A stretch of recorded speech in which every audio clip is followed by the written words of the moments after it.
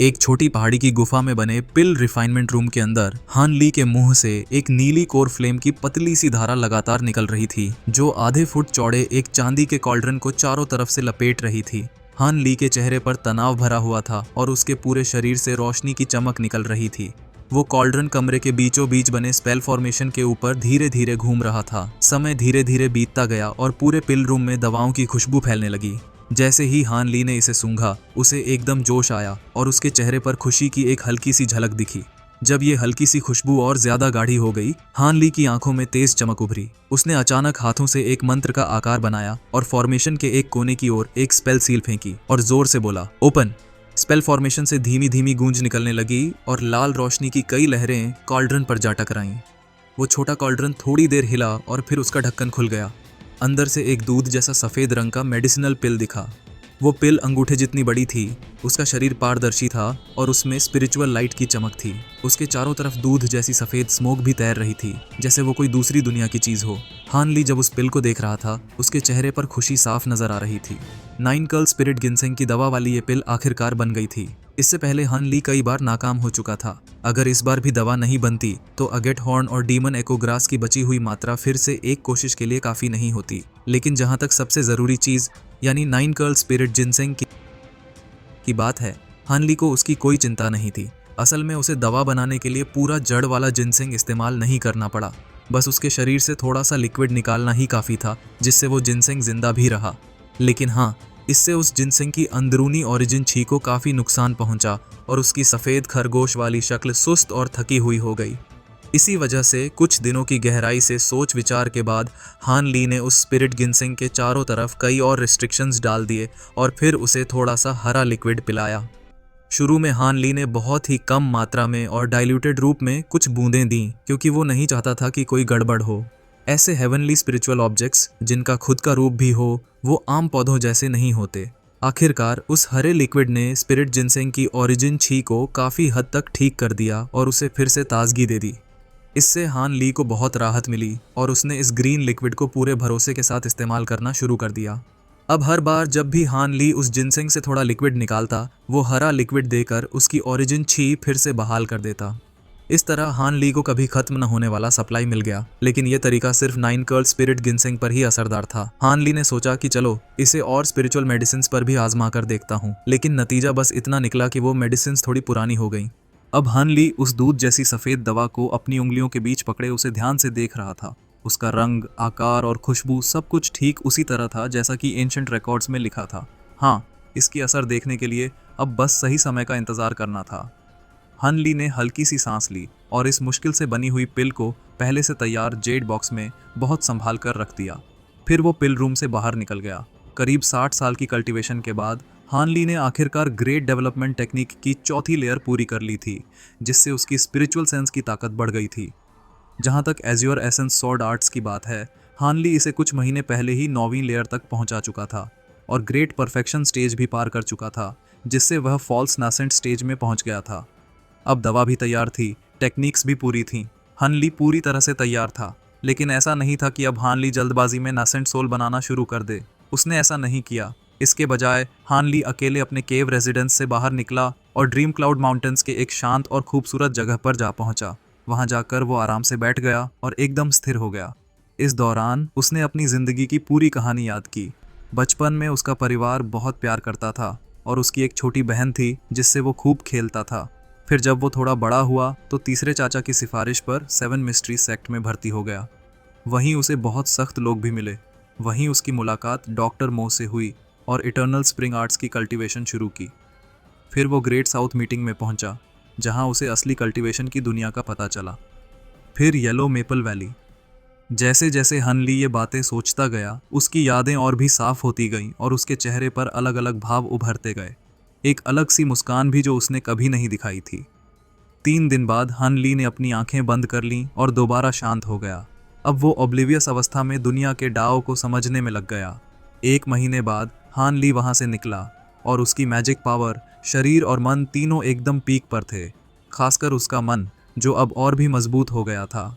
बिल्कुल शांत दिल से हान ली वापस अपने केव रेजिडेंस लौटा और सारी फॉर्मेशंस और रेस्ट्रिक्शंस को एक्टिवेट कर दिया। फिर उसने सिल्वर मून से कहा, बाहर निगरानी रखना, चाहे कुछ भी हो जाए मुझे परेशान मत करना। इतना कहकर हान ली की नीली रोब्स लहराईं और वो उस चुपचाप कमरे में चला गया। जैसे ही वो अंदर गया, कमरे का दरवाजा सफेद रोशनी से चमकने लगा और उस पर ढेर सारी टैलिस्मैन कैरेक्टर्स उभर आईं। हान ली ने खुद ही ये रिस्ट्रिक्शन लगाया था ताकि वो नेसेंट सोल कंडेंस करते समय किसी भी डिस्टर्बेंस से बच सके। हान ली ने कुछ नहीं कहा था, लेकिन सिल्वर मून को अच्छे से पता था कि अंदर क्या होने वाला है। उसके चेहरे पर एक उलझी हुई भावना आ गई, जिसमें इज्जत, चाहत और थोड़ी सी नाराजगी सब मिला हुआ था। फिर जब उसने देखा कि कमरा काफी देर तक शांत ही रहा, तो उसने लंबी सांस ली और वहां से चली गई। अब जब वो हान ली से जुड़ चुकी थी, उसने अपने दिल की बात को दबा लिया और बस हान ली की सफलता की दुआ करने लगी। ज्यादा दूर नहीं, मू पेलिंग धीरे धीरे मेडिसिनल गार्डन के पास उड़ रही थी। उसके चेहरे पर अनमना सा भाव था, जैसे उसका ध्यान कहीं और हो। जब उसने अपने क्लैन के बुजुर्गों की बात सोची, जिन्होंने जबरदस्ती उसका रिश्ता यान नाम के आदमी से तय कर दिया था, तो उसे लगा जैसे उसका भविष्य ही बर्बाद हो गया हो। एमयू क्लैन के एल्डर्स ने पॉलिटिकल एडवांटेज के लिए एक आज़ाद और सख्त मिजाज लड़की को यान क्लैन के साथ बांधने में ज़रा भी हिचकिचाहट नहीं दिखाई। अगर वो खुद एक कोर फॉर्मेशन कल्टीवेटर बन जाए तो फिर ये एल्डर्स उसकी इज्जत करेंगे और कुछ कह नहीं पाएंगे। हर कोई जानता था कि कोर फॉर्मेशन कल्टीवेटर का क्या दर्जा होता है। हालांकि उसका स्वभाव बहुत शांत और ठंडा था, लेकिन जब वो ये सब सोचती तो उसके दांत भींच जाते और चेहरा कस जाता। वो शुरू से ही बहुत जिद्दी थी और अपने असली जज्बात कभी नहीं दिखाती थी, लेकिन अब उसका दिल अंदर से हिलने लगा था और ये बात उसके चेहरे से भी साफ झलक रही थी। म्यू पेलिंग की असली योजना ठीक थी। जब एल्डर्स के हुक्म को मना नहीं कर सकती तो शादी को टालती रहे। अगर इस बीच वो कोर बना लेती तो वो इस रिश्ते को ख़त्म कर सकती थी। लेकिन चाहे उसकी प्रतिभा कितनी भी बेहतरीन क्यों ना हो, 30 साल में कोर बनाना लगभग नामुमकिन था और इतनी मेहनत के बावजूद उसे फॉल्स कोर स्टेज तक पहुंचने में और 30 साल लगते। जबकि वो सब्र कर रही थी, मू क्लैन के एल्डर्स ने धैर्य खो दिया और उसका मजाक उड़ाने लगे। यहाँ तक कि शादी की तारीख भी तय कर दी। उसे धमकी भी दी गई कि अगर उसने मना किया तो उसके स्पिरिट स्टोन्स बंद कर दिए जाएंगे और उसके परिवार के करीबी लोगों को भी सजा दी जा सकती है। ये सोचकर म्यू पेलिंग बिल्कुल लाचार हो गई और उसमें कोई लड़ने की ताकत नहीं बची।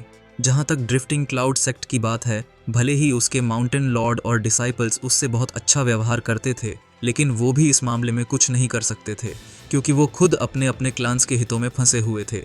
इससे म्यू पेलिंग और भी ज़्यादा निराश हो गई थी।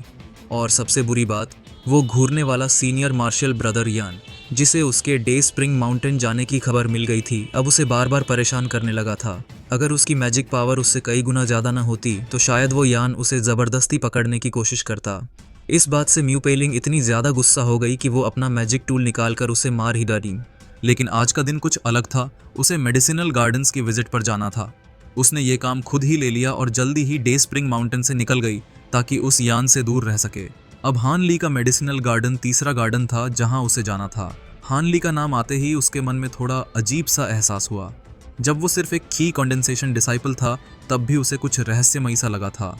सोर्ड ट्रायल असेंबली के दौरान तो उसने पक्का मान लिया था कि हान ली अपनी असली कल्टीवेशन या पहचान छिपा रहा है, इसीलिए वो खास तौर पर हान ली के व्यवहार पर नजर रखने लगी। लेकिन पिछले कई सालों में हान ली ने कुछ भी खास नहीं किया। वो बस अपने मेडिसिन गार्डन की देखभाल करता और अपने कुछ दोस्तों से बातें करता रहता। इससे म्यू पेलिंग को और भी ज्यादा दिलचस्पी होने लगी। जब वो हान ली से बात करती तो चेहरा शांत होता, लेकिन अंदर से वो उसे ध्यान से देखती रहती। लेकिन हान ली का स्वभाव ही ऐसा था कि वो सेक्ट के किसी भी मामले में ज्यादा नहीं पड़ता था। इस वजह से इतने सालों में उसकी उससे बहुत कम ही मुलाकात हुई। इन 20 सालों के बाद इस औरत ने मान लिया कि शायद उसकी सारी सोच बस कल्पना थी। हान ली शायद एक आम डिसाइपल ही था और उसकी एप्टीट्यूड इतनी कम थी कि फाउंडेशन एस्टेब्लिशमेंट तक पहुंचना भी मुश्किल था। हान ली का नाम याद आते ही इस औरत ने अपनी रफ्तार तेज कर दी और उसके मेडिसिनल गार्डन की ओर उड़ चली। जब मू पेलिंग उस जगह से 5 किलोमीटर दूर पहुंची तो उसे अचानक ऐसा महसूस हुआ जैसे कोई अजीब सा डर उसके ऊपर छा गया हो। आसपास की स्पिरिचुअल छी अचानक उथल पुथल मचाने लगी। एक पल में ही अनगिनत स्पिरिचुअल छी की लहरें घूमकर बवंडर जैसा रूप ले चुकी थीं, जिससे उसका संतुलन बिगड़ गया और वो थोड़ी और देर होती तो अपने उड़ने वाले मैजिक टूल से गिर ही जाती। डर के मारे उसने तुरंत अपनी सारी स्पिरिचुअल छी को जोर लगाकर चलाया और किसी तरह अपने आप को संभाला। फिर उसने चारों ओर नजर दौड़ाई और जो देखा उससे उसकी आंखें फटी की फटी रह गईं। उसके ठीक ऊपर लगभग 300 मीटर की ऊंचाई पर हवा में असंख्य चमकते हुए लाइट के कण तैर रहे थे। वे रंग बिरंगे थे, कभी तेज चमकते तो कभी मध्यम, और हर एक में बेहद शुद्ध स्पिरिचुअल छी मौजूद थी। ये नज़ारा किसी स्वप्न जैसा लग रहा था। म्यू पेलिंग की सांसें थम सी गईं। उसने तुरंत अपनी नजरें चारों ओर दौड़ाईं और उसका चेहरा सफेद पड़ गया। हर दिशा में उसने देखा तो पाया कि चारों ओर सिर्फ वही चमकते हुए कण ही कण हैं, जैसे पूरा आकाश उन्हीं से भर गया हो। हे भगवान, ये क्या हो रहा है? उसने हैरानी और डर के मिले जुले भावों के साथ बुदबुदाया। असल में ये चमत्कारिक नज़ारा हान ली के आसपास पूरे 50 किलोमीटर के क्षेत्र में फैल चुका था। म्यू पेलिंग के अलावा और भी अनगिनत कल्टीवेटर्स ने इस बदलाव को महसूस किया। जिनका कल्टीवेशन गहरा था, उन्होंने ड्रिफ्टिंग क्लाउड सेक्ट की दिशा में विस्मय से देखा, भले ही वे हजारों किलोमीटर दूर थे।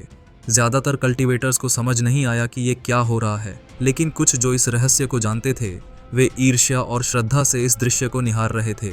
ड्रिफ्टिंग क्लाउड सेक्ट की मुख्य चोटी पर हजारों किलोमीटर ऊंचाई पर बने एक केव रेजिडेंस में एक बूढ़े चांदी जैसे बालों वाले बुजुर्ग कल्टीवेटर ध्यान में बैठे थे। उनका चेहरा मुरझाया हुआ था और सांसें भारी, जैसे कोई गंभीर बीमारी से जूझ रहे हों। लेकिन जैसे ही हान ली की ओर यह स्पिरिट लाइट प्रकट हुई, उनका माथा एक झटके में कांपा और उन्होंने आंखें खोल दी। उनके चेहरे पर अविश्वास झलक रहा था। उन्होंने बिना एक पल गंवाए अपना ध्यान रोक दिया और सफ़ेद रोशनी की तेज धार बनाकर बाहर निकल आए। कुछ ही देर में वो व्यक्ति मुख्य पर्वत की चोटी पर एक बड़ी चट्टान पर खड़े हो गए। वो गंभीरता से हान ली के केव की दिशा में देख रहे थे और उनके मन में कई भावों की लहरें उठ रही थीं। तभी एक पीली रोशनी की धार उस बूढ़े व्यक्ति के केव की ओर से आई, लेकिन जब उसने देखा कि वह पहले से ही बाहर खड़े हैं, तो वह सीधा पर्वत की चोटी पर पहुंची। जब वह रोशनी धीमी हुई तो एक पीले चेहरे वाला मध्यवयस्क व्यक्ति वहां प्रकट हुआ। जैसे ही वह आया, उसने अविश्वास में कहा, सीनियर मार्शल ब्रदर चिंग, आपने भी ये महसूस किया? क्या ये मेरी गलती है या वाकई में कोई हमारे ड्रिफ्टिंग क्लाउड सेक्ट में नेसेंट सोल कंडेंस कर रहा है? बूढ़े व्यक्ति ने आंखें सिकोड़ते हुए बिना उसकी ओर देखे कहा, गलती? असंभव। हम दोनों ने यह प्रक्रिया पहले खुद महसूस की है। कोई सचमुच नासेंट सोल बना रहा है और वो अंतिम चरण में पहुंच चुका है। मध्यवयस्क आदमी ने फुसफुसाते हुए कहा, यह तो समझ से परे है। हमारे सेक्ट में लेट कोर फॉर्मेशन लेवल पर बस मार्शल नेफ्यू फेंग है और वो जासूस हु। फेंग तो पिछले 2 सालों से ग्रेट परफेक्शन स्टेज तक पहुंचने की कोशिश कर रहा था। फॉल्स नेसेंट स्टेज तक पहुंचना भी उसके लिए जल्दबाजी होता। और हु की तो कल्टीवेशन ही गिर चुकी है, वो तो हो ही नहीं सकता। हमें हमारे मार्शल नेफ्यूज़ की कल्टीवेशन का पूरा अंदाज़ा है। ये ज़रूरी नहीं कि जो व्यक्ति हमारी ड्रिफ्टिंग क्लाउड सेक्ट में नासेंट सोल कंडेंस कर रहा है वो हमारे ही सेक्ट का हो सकता है कि कोई दुस्साहसी फ्री कल्टीवेटर हो जिसने चुपके से हमारी ड्रीम क्लाउड माउंटेन्स में प्रवेश किया हो। यहाँ की स्पिरिचुअल छी बहुत प्रचुर है, जो नासेंट सोल बनाने के लिए आदर्श जगह है। मध्यवयस्क आदमी ने गुस्से से पूछा, अब क्या करें सीनियर मार्शल ब्रदर? ऐसा लग रहा है जैसे वो सफल होने ही वाला है। बूढ़े व्यक्ति ने शांति से कहा, हाँ ऐसा लगता है, लेकिन हमें फिलहाल यहीं ठहरना चाहिए। अंतिम चरण यानी इनर डीमन बैकलैश अभी बाकी हो सकता है। वो अनुभव कई महीनों या सालों तक चल सकता है। हालांकि असल में वो कुछ पलों का होता है। क्या तुम भूल गए कि जब तुमने नासेंट सोल कंडेंस की थी तो तुमने उस स्थिति को कैसे झेला था? मध्यवयस्क व्यक्ति कांपते हुए बोला, कैसे भूल सकता हूँ? मैंने स्पिरिट टेम्परिंग पिल न ली होती तो मैं उस पीड़ा से कभी नहीं निकल पाता। वो अवस्था जैसे दिल दिमाग में डर और अंधेरा भर गया हो। बूढ़ा व्यक्ति गंभीरता से बोला, इसलिए हमें जल्दबाजी नहीं करनी चाहिए। अगर वो सचमुच नासेंट सोल बना लेता है तो फिर उसे रोकना मुश्किल हो जाएगा। ऐसे में बेहतर होगा कि हम शांति से देखें और नतीजे का इंतजार करें। और अगर वह सचमुच सक्सेसफुल होता है तो हमारे लिए भी अच्छा हो सकता है। शायद हम उसे अपनी सेक्ट में शामिल करवा सकें। मध्यवयस्क व्यक्ति का चेहरा कुछ सोचने लगा। सीनियर मार्शल ब्रदर का मतलब है कि वो कोई फ्री कल्टीवेटर है? बूढ़े व्यक्ति ने मुस्कुराते हुए कहा, हाँ यही ज़्यादा मुमकिन लगता है। अगर वो किसी सेक्ट या क्लैन से होता तो इतनी बड़ी रिस्क क्यों उठाता? वह ज़रूर किसी हाई ग्रेड कल्टीवेटर की सुरक्षा में नेसेंट सोल बनाता। याद है जब हमने नेसेंट सोल कंडेंस की थी तो सेक्ट ने क्या सुरक्षा व्यवस्था की थी? मध्यवयस्क व्यक्ति हंसते हुए बोला, कैसे भूल सकता हूँ? पूरा पर्वत सील कर दिया गया था और हम दोनों को घेरे में रखा गया था। अब तो लग रहा है कि यह व्यक्ति सच में एक लोन कल्टीवेटर है। बूढ़ा व्यक्ति धीरे से बोला, अगर वह फ्री कल्टीवेटर है तो हमें उसे बिल्कुल नाराज नहीं करना चाहिए।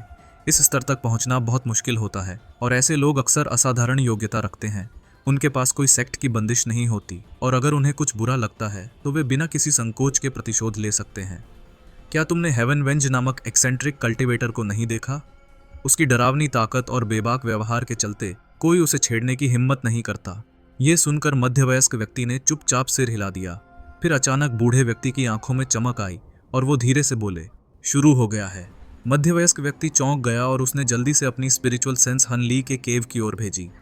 अब हनली के केव के ऊपर चारों ओर की लाइट की कण और अधिक गहराने लगे थे और धीरे धीरे वो सारे लाइट एक जगह जमा होकर आसमान में एक विशाल रोशनी की परत बनाने लगे। कुछ ही देर में हान ली के आसपास के 50 किलोमीटर के क्षेत्र में आकाश इंद्रधनुषी रंगों से चमकने लगा। रोशनी के उस ढेर से बिजली की तेज गड़गड़ाहट गूंजने लगी और फिर वह रोशनी केंद्रित होकर हान ली के केव की ओर खींचने लगी। हान ली के पर्वत के ऊपर लगभग आधा किलोमीटर चौड़ा एक प्रकाश गोला चमकने लगा, इतना तेज कि कोई सीधे आंखें मिलाकर देख नहीं सकता था। अचानक एक जोरदार धमाका हुआ, जैसे आकाश फट गया हो और पूरा पर्वत कांप उठा।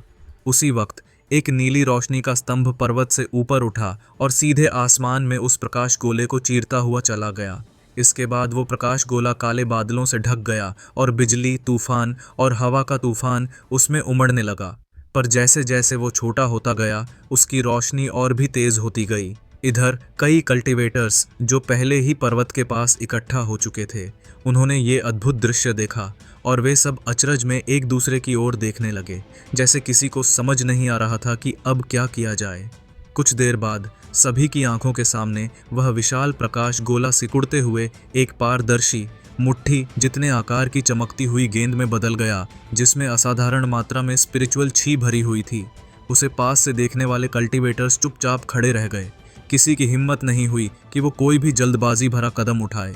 हल्की सी धमक के साथ वो पारदर्शी बॉल तेजी से चमकी और उसके चारों ओर 3 मीटर की इंद्रधनुषी रोशनी की एक धुंध फैल गई। वो बहुत तेजी से नीचे आई और पल भर में ही पहाड़ के अंदर समा गई। उसी वक्त ऊपर के काले तूफानी बादल अचानक गायब हो गए और आसमान फिर से सामान्य हो गया। यह बदलाव देखकर आसपास मौजूद सभी कल्टीवेटर्स हैरान रह गए। इसके अगले ही पल पहाड़ों से ड्रैगन जैसी दहाड़ें गूंजने लगीं, जिससे जमीन और आसमान कांप उठे। फिर एक 300 मीटर ऊंचा प्रकाशमय सिलहूट पहाड़ से बाहर निकला। उस आकृति से 4 रंगों की रोशनी चमक रही थी और उसके हाथ पैर बहुत भारी भरकम थे, लेकिन उसके चारों ओर फैली रोशनी की वजह से कोई भी उसकी असली शक्ल साफ नहीं देख पाया। बस एक गहरी और प्रभावशाली मौजूदगी का एहसास हो रहा था, जिससे लोग अपनी नज़रें झुकाकर खामोश हो गए। लेकिन सबसे चौंकाने वाली बात यह थी कि वो आकृति अपना सिर हिलाते हुए वहां मौजूद कल्टीवेटर्स की ओर 2 तीव्र रोशनी की किरणें भेजती है, जिससे उनकी सांसें रुक जाती हैं। कुछ ही पल में इन कल्टीवेटर्स के शरीर भारी लगने लगे और वे ज़मीन पर घुटनों के बल गिर पड़े। ऐसा लग रहा था जैसे उन पर पूरा पर्वत ताई का बोझ रख दिया गया हो। हालांकि कुछ गहरे कल्टीवेशन वाले कल्टीवेटर्स जैसे तैसे खड़े रहे, लेकिन उनके पैरों में कंपन था और माथे की नसें फूली हुई थीं, जैसे बहुत भारी जोर लगाना पड़ रहा हो। इन सब के बीच वो विशाल प्रकाशमय आकृति मुस्कुराई और उसका शरीर अचानक बिखर गया, जो पूरे आसमान में असंख्य तारे जैसे बिंदुओं की तरह फैल गया। यह नज़ारा देखकर सभी देखने वाले पूरी तरह से स्तब्ध रह गए। हान ली एक शांत कमरे के बीचों बीच आंखें बंद किए बैठा था, लेकिन उसके सिर के ऊपर 1 फुट लंबा शिशु उसकी बालों से खेलता नजर आया। इस बच्चे की त्वचा बेहद नरम थी, उसके पूरे शरीर को एक नीली रोशनी ने ढक रखा था और उसका चेहरा बिल्कुल हनली जैसा ही था, लेकिन उसके चेहरे की चंचलता हनली की सामान्य शांत और गूढ़ प्रकृति से बिल्कुल अलग थी। हनली के शरीर का चेहरा गुलाबी था और उसकी सांसें एकदम स्थिर थीं, जैसे वह गहरी नींद में हो। कुछ ही देर बाद वह बच्चा खेलते खेलते थक गया और जम्हाई लेने लगा। फिर एक नीली चमक के साथ वो हान ली के सिर के ऊपर से उसके शरीर के अंदर चला गया। फिर हान ली का चेहरा थोड़ा हिला और उसकी पलकों में हलचल हुई। आखिरकार उसने आंखें खोली और उसकी निगाहों में एक शांत चमक के साथ हल्की सी गर्मी भी झलक रही थी। उसने तुरंत खड़े होने की कोशिश नहीं की। पहले उसने हल्की सी मुस्कान के साथ अपनी हथेली को देखा, फिर सिर को सहलाया जैसे किसी उलझन में हो। लगभग 1 कप चाय पीने जितना समय बीता, तब जाकर हान ली के चेहरे से वो उत्तेजना धीरे धीरे खत्म हुई और फिर से उसकी सामान्य गंभीरता लौट आई। उसने कमरे में एक नज़र डाली और फिर खुद को स्ट्रेच किया। इसके बाद उसने अपनी उंगली से पत्थर के दरवाजे की तरफ एक नीली रोशनी छोड़ी। रोशनी चमकी और दरवाज़ा बिना आवाज़ के खुल गया। हान ली के कमरे के बाहर सिल्वर मून पहरा दे रही थी। जैसे ही हान ली बाहर आया, वह एक खूबसूरत युवती के रूप में बदल गई और तुरंत सिर झुकाकर बोली, आपको नेसेंट सोल बनने की बहुत बहुत बधाई हो मास्टर। उसकी शांत और गंभीर आवाज़ ने हान ली को थोड़ा चौंका दिया। हान ली ने अपनी ठुड्डी सहलाई और हल्के से मुस्कुराते हुए कहा, मास्टर, लगता है अब फ्री कल्टीवेटर सिल्वर मून सच में मुझे अपना मास्टर मानने लगी है। खैर, ऐसा होना भी तय था। जब तक मैं नेसेंट सोल नहीं बना था मेरी कल्टीवेशन तुमसे बहुत अलग नहीं थी। ऐसे में तुम मुझे पूरी तरह से क्यों मानती? सिल्वर मून ने आदर के साथ कहा। आपकी बात सही है मास्टर। अब जब आप नेसेंट सोल में पहुंच गए हैं, आप कल्टीवेशन की दुनिया के ऊपरी स्तर में प्रवेश कर चुके हैं। आपकी उम्र अब 1000 साल से भी ज़्यादा हो सकती है, जबकि आपने अभी केवल 200 साल ही जिए हैं। थोड़ी सी किस्मत साथ दे तो मुझे पूरा विश्वास है कि आप डेटी ट्रांसफॉर्मेशन स्टेज तक भी पहुंच सकते हैं। हान ली ने सिर हिलाया और शांत स्वर में कहा, डेटी ट्रांसफॉर्मेशन की बात करना अभी थोड़ा जल्दी है। ये रास्ता लंबा और कठिन है। मैंने अब तक जितने भी नासेंट सोल कल्टीवेटर्स देखे हैं, उनमें से ज़्यादातर शुरुआती स्टेज में ही फंसे हुए हैं और आगे नहीं बढ़ पा रहे। ज़्यादा उम्मीद मत रखो। सिल्वर मून ने मीठी मुस्कान के साथ जवाब दिया। फिर भी मुझे आप पर पूरा विश्वास है मास्टर। अब इस पूरे समय में 1000 से भी ज़्यादा कल्टीवेटर्स आसपास इकट्ठा हो चुके थे। वो सब अपनी मैजिक टूल्स पर सवार थे और एक दूसरे से धीरे धीरे फुसफुसा रहे थे। अपनी अनुभवहीनता के कारण वो इस हालिया अद्भुत घटना का सही मतलब नहीं समझ पाए, बस अंदाजे लगा रहे थे। लेकिन जो अभी अभी हुआ था उसने उन्हें भीतर तक हिला दिया था और वे रोमांच से भर उठे थे। स्वाभाविक रूप से हान ली को सौंपा गया मेडिसिनल गार्डन अब सबके आकर्षण का केंद्र बन चुका था। देखने वाले वहां की सुरक्षात्मक प्रतिबंधों को तोड़कर अंदर झांकने लगे, लेकिन वहां उन्हें एक सामान्य मेडिसिनल गार्डन ही मिला। कोई व्यक्ति वहां नहीं दिखा। एमयू पेलिंग भी उन लोगों में थी जो वहां पहुंची थी। उसने ये सब अपनी आंखों से देखा और उसका चेहरा बार बार बदल रहा था। उसे लग रहा था कि ये सब कुछ किसी न किसी रूप में हान ली से जुड़ा है। उसी समय कई रंगों की रोशनी की धाराएं वहां पहुंची। रोशनी फीकी पड़ी तो उनमें से 6 कोर फॉर्मेशन कल्टीवेटर्स बाहर आए, जिनके चेहरे गंभीर थे। उनमें सबसे आगे एक बुजुर्ग थे जिनका सरनेम फेंग था। उनके साथ एक लाल कपड़ों में बूढ़ा, एक सुंदर महिला सॉन्ग और कुछ अनजान कल्टीवेटर्स थे। ओल्ड मैन फेंग ने इतने सारे जूनियर कल्टीवेटर्स को देखकर अपनी भौहें तानी और ठंडे स्वर में कहा, सभी डिसाइपल्स ध्यान दें। इस पहाड़ के 5 किलोमीटर के भीतर की जगह अब अस्थायी रूप से रेस्ट्रिक्टेड एरिया है। अगर कोई इसका उल्लंघन करेगा तो सख्त सजा दी जाएगी। सभी डिसाइपल्स को मार्शल एंसेस्टर की बात माननी पड़ी। भले ही वे बहुत उत्सुक थे और वे तुरंत वहां से चले गए। एक कोर फॉर्मेशन कल्टीवेटर ने ओल्ड मैन फेंग को चुपचाप संदेश भेजा और नीचे के मेडिसिनल गार्डन की ओर इशारा किया। ओल्ड मैन फेंग के चेहरे पर हलचल हुई और उन्होंने पास खड़ी एक महिला को आवाज़ दी, मार्शल नीस मू, तुम यहीं रुको। जैसा आप कहें मार्शल अंकल। महिला चौंकी, लेकिन तुरंत सामने आकर सम्मानपूर्वक खड़ी हो गई। ओल्ड मैन फेंग ने पूछा, मार्शल नीस मू, सुना है ये मेडिसिनल गार्डन तुम्हारे जिम्मे था? जी हाँ, इस गार्डन की देखरेख एक ची कॉन्डेंसेशन कल्टीवेटर हन ली कर रहा था। ची कॉन्डेंसेशन डिसाइपल अभी कहाँ है वो? मुंह पेलिंग कुछ क्षण रुकी और बोली, मालूम नहीं, कुछ सीनियर मार्शल ब्रदर्स अंदर देखने गए थे, लेकिन वहाँ कोई नहीं था। लाल वस्त्रों वाले बुजुर्ग चौंक कर बोले, हान ली, क्या वही डिसाइपल जिसने पिछली सोर्ड ट्रायल असेंबली में टॉप 10 में जगह बनाई थी? वो 20 साल का युवक। मार्शल अंकल डुआन सही कह रहे हैं, वही डिसाइपल है, महिला ने सिर झुकाकर कहा। ओल्ड मैन फेंग कुछ पल सोचते हुए बड़बड़ाए, बड़ा अजीब है कि एक एक्सटर्नल अफेयर डिसाइपल टॉप 10 में आ गया। क्या नासेंट सोल बनने की ये घटना उसी के कारण हुई? बाकी कोर फॉर्मेशन कल्टीवेटर्स भी गंभीर हो गए। खासकर महिला सॉन्ग का चेहरा बहुत बदल गया, जबकि बाकियों ने उस बात को गंभीरता से लिया। मुंह पेलिंग को ये बात सुनकर जैसे बिजली लग गई। वो भीतर तक हिल गई थी। लाल वस्त्रों वाला बुजुर्ग धीरे से बोला, सीनियर मार्शल ब्रदर फेंग, जो हुआ है उससे तो लगता है कि वो व्यक्ति नासेंट सोल बन चुका है। अब हमें कैसे पेश आना चाहिए? चाहे वो नया ही क्यों ना हो, हम नेसेंट सोल कल्टीवेटर से मुकाबला नहीं कर सकते। मुझे लगता है हमारे दोनों मार्शल अंकल्स जल्द ही खुद यहाँ आएंगे। तब तक हमें किसी भी तरह उसे नाराज करने से बचना चाहिए।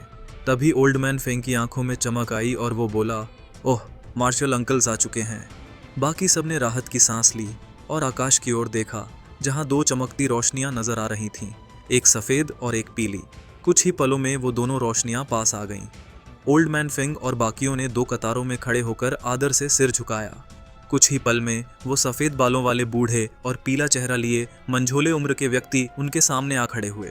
सफ़ेद बालों वाले बुजुर्ग ने ठंडे स्वर में कहा, अब ये मामला हम संभालेंगे, तुम लोग जा सकते हो, पर यहाँ मत रुको। सभी ने सिर झुकाकर आज्ञा मानी और वहाँ से चले गए। एमयू पेलिंग भी वहाँ से निकलने लगी, लेकिन जाते जाते एक बार फिर मेडिसिनल गार्डन की ओर देखा। क्या सच में हान ली ने नेसेंट सोल बना ली है? इस सोच ने उसके दिल में उथल पुथल मचा दी और वो स्तब्ध सी रह गई। उसी पल सिल्वर मून से बात करते हुए हान ली के कमरे के बाहर एक धीमी और बूढ़ी आवाज़ आई, नासेंट सोल बनाने की सफलता पर बधाई हो फ्री कल्टीवेटर। मैं ड्रिफ्टिंग क्लाउड सेक्ट का चेंग तियनकुन हूँ। क्या मैं और मेरा जूनियर मार्शल ब्रदर आपके निवास में आकर आपसे कुछ बात कर सकते हैं? हन ली ने जैसे ही वो वॉइस ट्रांसमिशन सुनी, उसके चेहरे पर हल्की सी शिकन आ गई।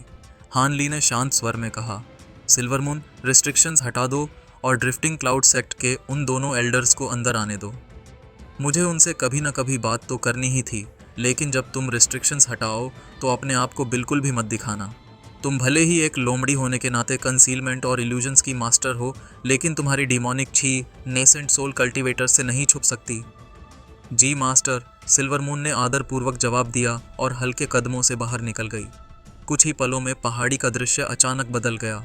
जो सामान्य सी दिखने वाली पहाड़ी थी, वह अब नीली रोशनी के घने कुहासे से ढकी हुई दिखाई दी। इस कुहासे में गजब की शक्ति थी और इसके अंदर हवा में तैरते हुए तावीज़ जैसे सिंबल्स थे। यह साफ तौर पर एक शक्तिशाली रिस्ट्रिक्शन का नतीजा था। दोनों नेसेंट सोल कल्टीवेटर्स ने एक दूसरे की तरफ देखा और उनके चेहरे पर हल्की सी मुस्कान थी, जैसे खुद पर हंसी आ रही हो। इस फ्री कल्टीवेटर ने ड्रिफ्टिंग क्लाउड सेक्ट में अपनी केव रेजिडेंस बनाते वक्त इतनी भारी स्पेल फॉर्मेशंस लगा दी थीं और वे जो इस सेक्ट के मास्टर्स थे उसे ज़रा भी नहीं समझ पाए। अगर यह बात बाहर निकल गई तो ये तो उनकी बड़ी बेइज्जती होगी। कम से कम उनके साथी कल्टीवेटर्स तो इसका ज़रूर मजाक उड़ाएंगे।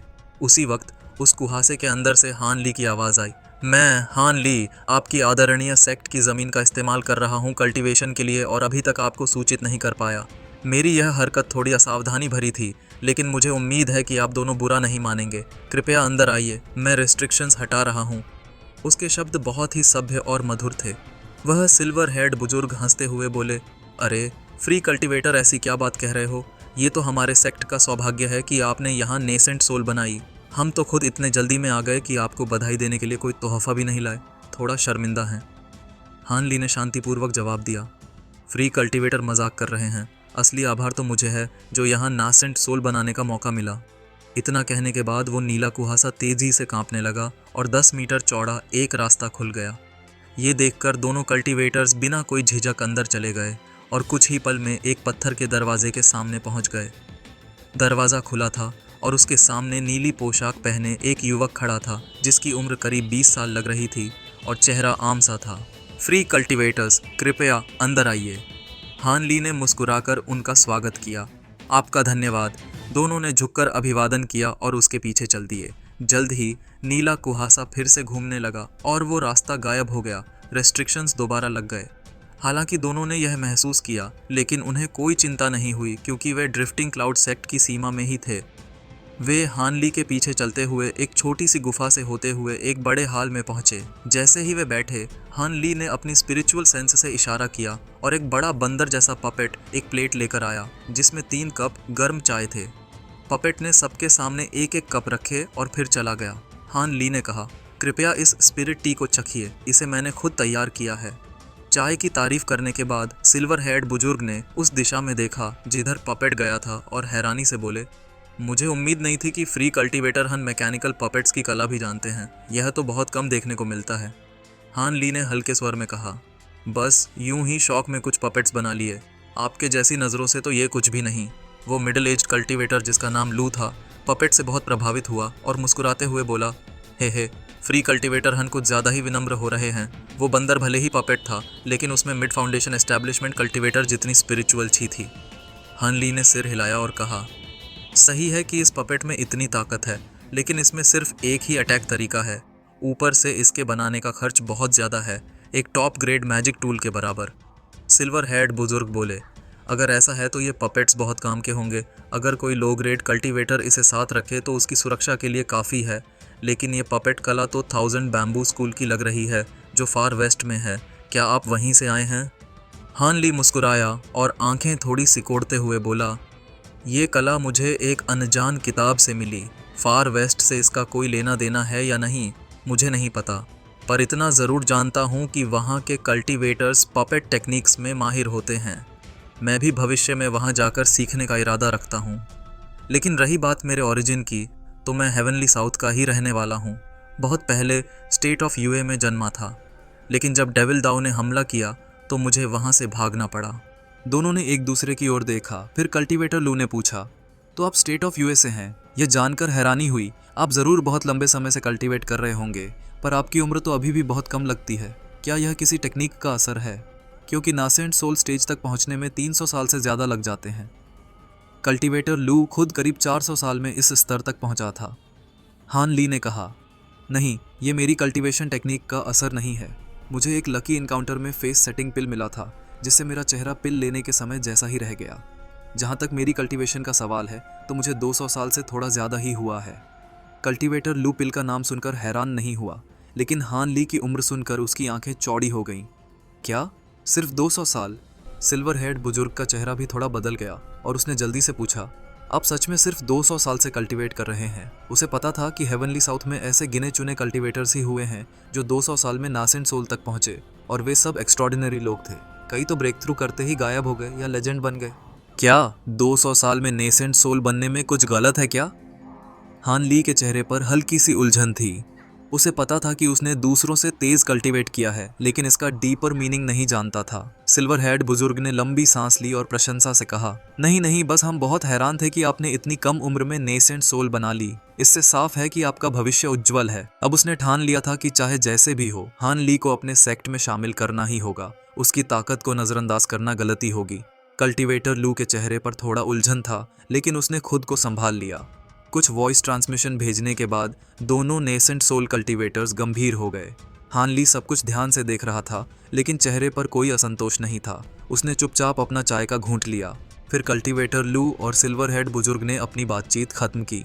बुजुर्ग बोला, फ्री कल्टीवेटर हन, हमें माफ़ कीजिए अगर ये सवाल थोड़ा निजी हो, लेकिन अब जब आप नेसेंट सोल बना चुके हैं और फ्री कल्टीवेटर हैं, तो क्या आपने आगे का कोई रास्ता सोचा है?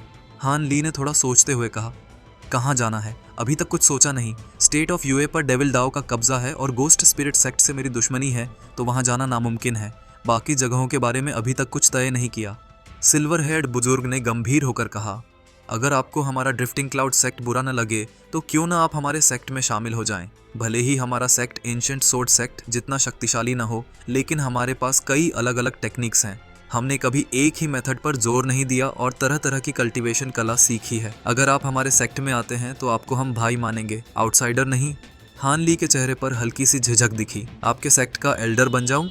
चांदी जैसे बालों वाले बुजुर्ग ने यह देखकर खुशी जताई कि हान ली ने उनका प्रस्ताव अब तक ठुकराया नहीं था। वो उसी गंभीरता से बोले, निश्चिंत रहिए फ्री कल्टीवेटर हान, भले ही आप हमारी सेक्ट के चीफ एल्डर का पद ग्रहण करेंगे, लेकिन आपको किसी भी तरह की रोजमर्रा की जिम्मेदारियों से नहीं बांधा जाएगा। आप जैसे चाहें वैसे जीवन व्यतीत कर सकते हैं। आपकी सिर्फ मौजूदगी ही दुश्मनों के लिए चेतावनी जैसी होगी। हर साल हमारी सेक्ट के शिष्य हमें 1000 से ज़्यादा स्पिरिट स्टोन्स देंगे, जिन्हें हम कल्टीवेशन में इस्तेमाल कर सकते हैं। और अगर हमें कोई खास स्पिरिट मेडिसिन या मटेरियल चाहिए, तो हम अपने शिष्यों को उसे ढूंढने का आदेश दे सकते हैं। हमें खुद समय बर्बाद नहीं करना पड़ेगा। सीधे शब्दों में कहें तो ड्रिफ्टिंग क्लाउड सेक्ट में आपका एल्डर का दर्जा बाकी सेक्ट से कहीं ऊंचा होगा। कल्टीवेटर लू ने धीरे से जोड़ा, सीनियर मार्शल ब्रदर ने बिल्कुल सही कहा। भले ही ब्रदर हान ने अभी अभी नासेंट सोल कंडेंस किया है, लेकिन उन्हें इसे स्थिर करने का तरीका समझ नहीं आ रहा होगा, क्योंकि यह सब उनके लिए नया है। हम कोई घमंड नहीं कर रहे, लेकिन हम दोनों सैकड़ों सालों से अर्ली नेसेंट सोल स्टेज पर अटके हुए हैं और हमारे पास कुछ अनोखा कल्टीवेशन अनुभव है। अगर फ्री कल्टीवेटर हमारी सेक्ट में शामिल हो जाएं, तो हम उनकी कुछ मार्गदर्शन कर सकते हैं। एक नासेंट सोल कल्टीवेटर के शामिल होने से सेक्ट की ताकत एकदम बढ़ जाती। भले ही वे एंशिएंट सोर्ड सेक्ट की बराबरी नहीं कर सकते थे, लेकिन 100 पॉसिबिलिटीज़ पेविलियन के समकक्ष आ जाते, जिससे ड्रिफ्टिंग क्लाउड सेक्ट की ड्रीम क्लाउड माउंटेन्स में स्थिति मजबूत हो जाती। हान ली को कल्टीवेटर लू की शर्तें थोड़ी आकर्षक लगीं। एक नए बने हुए नासेंट सोल कल्टीवेटर के रूप में वो समझते थे कि ऐसे अनुभवी लोगों से मार्गदर्शन मिलना क्या मायने रखता है। इससे वो कई दशकों, यहाँ तक कि 100 साल तक की मेहनत बचा सकते थे।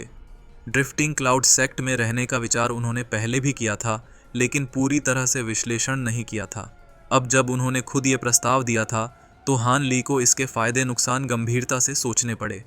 क्या वो आगे भी एक फ्री कल्टीवेटर ही बने रहेंगे, या इस मौके का फ़ायदा उठाकर ड्रिफ्टिंग क्लाउड सेक्ट के एल्डर बन जाए, या फिर कोई और सेक्ट ढूंढें जो उनके लिए और भी बेहतर हो।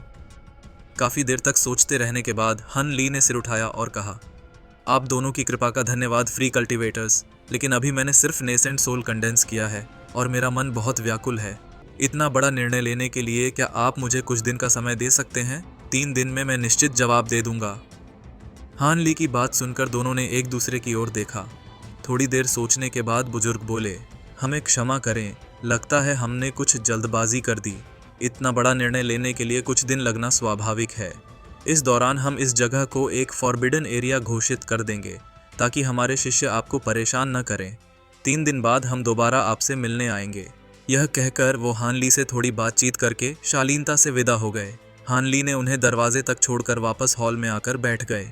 उनके माथे पर चिंता की लकीरें थीं, जैसे किसी गहरे सोच में हों। सफेद रोशनी की एक हल्की चमक के साथ सिल्वर मून अपनी लोमड़ी रूप में हॉल में अंदर चली आई। हान ली ने उसकी ओर देखा और हैरानी से पूछा, क्या तुम्हारी मैजिक पावर अब इतनी नहीं रही कि तुम अपनी ह्यूमन फॉर्म में आ सको? सिल्वर मून ने गर्दन उठाकर मायूसी से कहा, हाँ मास्टर, आर्टिफैक्ट स्पिरिट के तौर पर मेरी अपनी शक्ति और लोमड़ी की स्पिरिचुअल पावर मिलाकर मैं बहुत कम समय के लिए ही ह्यूमन फॉर्म ले पाती हूँ। अगले महीने से पहले दोबारा ह्यूमन फॉर्म नहीं ले सकूंगी। हन ली ने गंभीरता से कहा, जब तुम सच में एक ग्रेड 8 डीमन बीस्ट बन जाओगी तब तुम हमेशा ह्यूमन रूप में रह पाओगी। अभी बेचैन होने की ज़रूरत नहीं है। सिल्वर मून ने गंभीरता से कहा, बिल्कुल सही बात है। जब मैंने हेवन वॉइड कॉल्ड्रन के अंदर सैकड़ों साल बिताए तो कुछ 100 साल और इंतज़ार कर सकती हूँ, और फिर मास्टर की मेडिसिन पिल्स की मदद से मैं उस स्तर तक और भी जल्दी पहुँच सकती हूँ। हान ली ने सिर हिलाया, लेकिन फिर उसका चेहरा थोड़ा गंभीर हो गया। अब जब मैं नासेंट सोल कल्टीवेटर बन गया हूँ तो हेवन वॉइड कॉल्ड्रन के बारे में मुझे पूरी सच्चाई बताओ।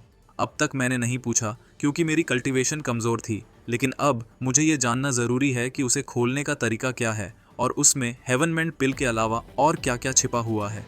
सिल्वर मून थोड़ी देर चुप रही और फिर धीरे से बोली, बिल्कुल मास्टर, मैं आपको तरीका बता सकती हूँ, लेकिन मुझे डर है कि आप थोड़े निराश हो सकते हैं। हान ली ने हैरानी से कहा, ओह, क्या तुम कह रही हो कि मेरी करंट कल्टीवेशन से मैं उसे नहीं खोल सकता? सिल्वर मून ने शांत स्वर में कहा, असल में उस समय मैं और बाकी ancient treasures divine spirit treasure की बाइंडिंग से तभी आज़ाद हो सके थे जब हॉल में मौजूद लोगों ने सेलेस्टियल आइस फ्लेम्स को डिस्टर्ब किया था। हान ली के चेहरे पर संदेह की झलक दिखी और उन्होंने चौंकते हुए पूछा, डिवाइन स्पिरिट ट्रेजर्स क्या होते हैं? क्या हेवन वॉइड कॉल्ड्रन कोई एंशिएंट ट्रेजर नहीं है? तुम्हारे लहजे से तो लग रहा है कि सेलेस्टियल आइस फ्लेम्स और हेवन वॉइड कॉल्ड्रन का गहरा रिश्ता है। सिल्वर मून ने गंभीर लहजे में बताया, डिवाइन स्पिरिट ट्रेजर्स वो होते हैं जिन्हें पुराने ज़माने के कल्टीवेटर्स खास एंशिएंट ट्रेजर्स मानते थे, लेकिन हर एंशिएंट ट्रेजर को डिवाइन स्पिरिट ट्रेजर का दर्जा नहीं मिलता था, सिर्फ वही जिनकी शक्तियाँ असाधारण थीं। हेवन वॉइड कॉल्ड्रन भी उन्हीं में से एक है। मुझे इसके सभी गुण नहीं पता, लेकिन इसकी शक्ति आम एंशिएंट ट्रेजर से कहीं ज़्यादा है। सेलेस्टियल आइस फ्लेम्स इसे खोलने की चाबी हैं, बल्कि यूं कहें कि फ्लेम्स को रिफाइन करना पहला स्टेप है इसे कंट्रोल करने की दिशा में। हान ली ने मुस्कुराकर कहा, डिवाइन स्पिरिट ट्रेजर्स, अगर प्राचीन कल्टीवेटर्स भी इन्हें इतना सम्मान देते थे तो वाकई कुछ खास ही होंगे। तो फ्लेम्स रिफाइन करना पहला स्टेप है, लेकिन उसके बाद क्या करना होगा सब कुछ एक बार में ही बता दो।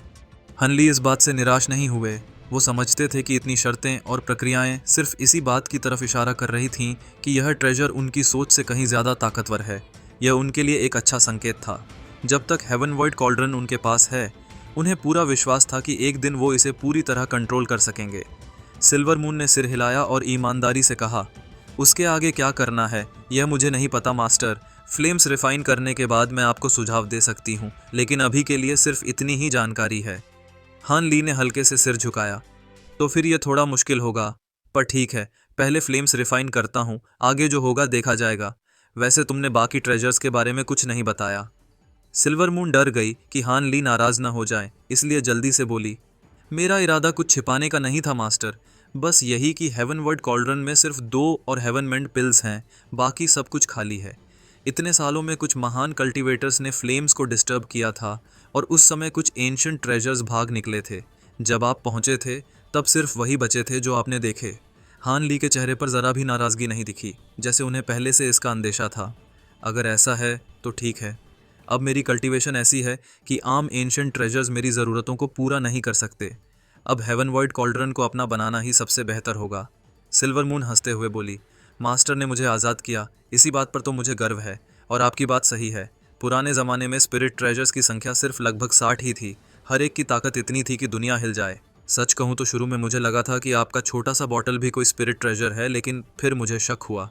हान ली चौंक गए और बोले, ओह, क्या मेरा बॉटल एंशिएंट ट्रेजर जितना भी नहीं है?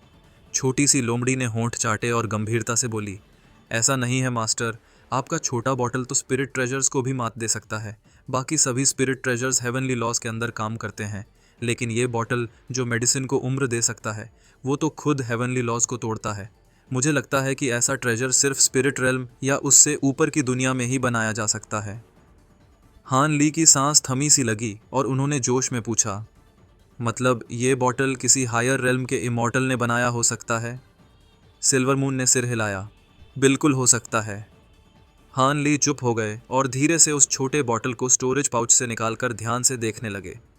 काफ़ी देर तक उसे निहारने के बाद उन्होंने उसे धीरे से वापस रखा और पूछा, सिल्वर मून, तुम पास के कमरे में सब सुन रही थी, तुम्हें क्या लगता है, मुझे ड्रिफ्टिंग क्लाउड सेक्ट में रुकना चाहिए या कहीं और जाना चाहिए? अब जब Hunli nascent soul cultivation achieve कर चुका है, तो अब उसका आगे का क्या प्लान है, अगर आपको जानना है तो मेरे चैनल को सब्सक्राइब करके इस वीडियो को लाइक कर दो।